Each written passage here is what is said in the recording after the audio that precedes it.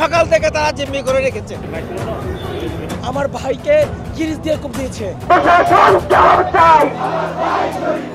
চট্টগ্রাম আদালত এলাকায় ইসকন নেতা চিন্ময় কৃষ্ণ দাস ব্রহ্মচারীর সমর্থকদের সংঘটিত হামলায় বিশৃঙ্খলা ও প্রাণহানির ঘটনা ঘটেছে। নিহত হয়েছেন সাইফুল ইসলাম আলিফ নামে এক আইনজীবী, যাকে পরিকল্পিতভাবে হত্যা করা হয়েছে বলে অভিযোগ উঠেছে। এছাড়া ঘটনায় আরও 10 জন আহত হয়েছেন। এ ঘটনার পরপরই আইন শৃঙ্খলা বাহিনী দ্রুত জড়িতদের শনাক্ত ও গ্রেপ্তারে অভিযান চালাচ্ছে এবং জনগণকে শান্ত থাকতে আহ্বান জানিয়েছেন। পাশাপাশি পাল্টা আক্রমণ থেকে সবাইকে বিরত থাকতে বলেছে। প্রত্যক্ষদর্শী সূত্রে জানা গেছে, ইসকন সমর্থকরা আদালতের কেন্দ্রীয় মসজিদে হামলা চালিয়ে জানালার কাচ ভাঙচুর করে।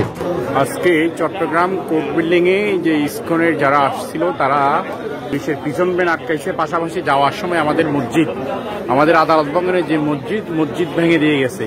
পাশাপাশি আইনজীবীদের 3টি প্রাইভেট কার ও 5টি মোটরসাইকেল ক্ষতিগ্রস্ত করে। এই হামলার পেছনে চিন্ময় কৃষ্ণ দাসের জামিন আবেদন নামঞ্জুর হওয়ার বিষয়টি প্রভাব ফেলেছে বলে ধারণা করা হচ্ছে।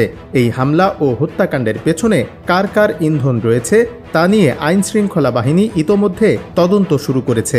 বিশ্লেষকরা আশঙ্কা করছেন, এই ঘটনা ধর্মীয় দাঙ্গা উস্কে দিয়ে দেশের রাজনৈতিক স্থিতিশীলতাকে নষ্ট করার চক্রান্ত হতে পারে। এ বিষয়ে সাধারণ জনগণ দোষীদের দ্রুত শাস্তি নিশ্চিত এবং ইসকনকে সন্ত্রাসী সংগঠন হিসেবে নিষিদ্ধ করার দাবি জানিয়েছে।